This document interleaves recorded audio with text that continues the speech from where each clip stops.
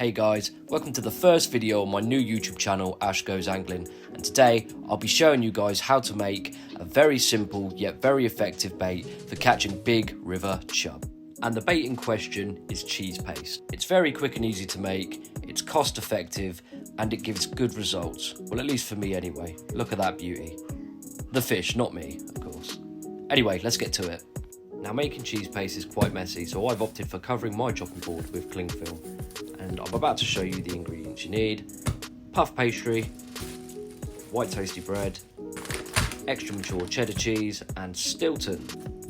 Now, I'm actually going to be making two types of cheese paste here. One is a bit softer, and the other one is a bit more firm. And there's a couple reasons for that, which I'll get to throughout this video. So first, we're going to start with a third cut of the puff pastry. And while there is no actual recipe to follow, I like to do 1 part of every ingredient.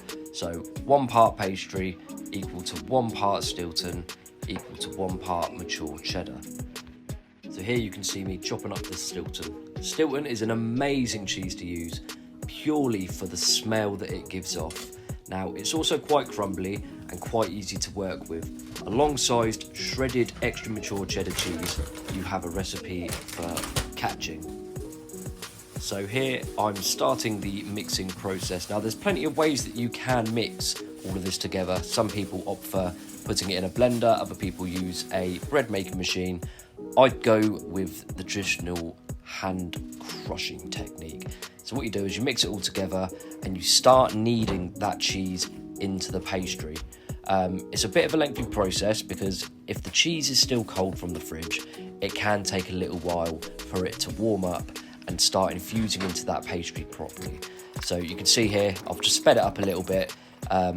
Plenty of kneading, plenty of squishing. You really want to get that cheese warmed up and the Stilton infused into that pastry. Now, going back to using pastry versus bread. Pastry is great because it allows the cheese paste to be a little bit softer, allowing you to bury the hook within the cheese paste, with the paste being soft enough for the fish to bite through down to the hook. The only con to using this one, as opposed to the bread one, is that you will probably have to be replacing it on the hook a little bit more often.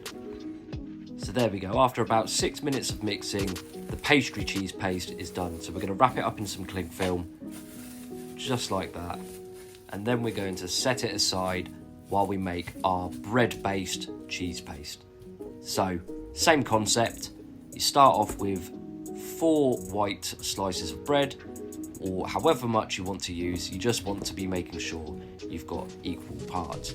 Now, I remove the crust off of the white bread because we'll be using the crust for something a little later on.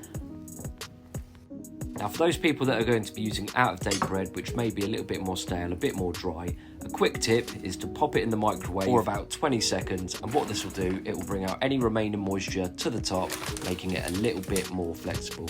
So here we go, equal parts again, or roughly equal parts. It doesn't need to be exact, this is just how I make it.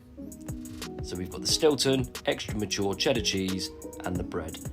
And what we're going to do is start mashing it all together, similar to the pastry. However, this one does require a bit more work to get the bread and cheese infused.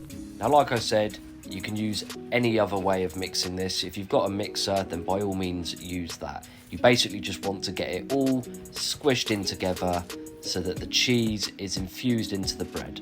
Now, there's a few reasons I'd use the bread-based cheese paste over the pastry. I find using the bread as a base makes for a firmer cheese paste, which is good if you're in fast-flowing rivers where the bait is going to get knocked about a bit. It's also very good for using on a hair rig. If you want to have the hook fully exposed to increase your chance of having a bite, then by all means use the bread instead of the pastry. Now, there we go. The bread one is all finished now. So we've got the bread cheese paste and the pastry cheese paste. There we go. Now let's go back to the crust that we saved earlier.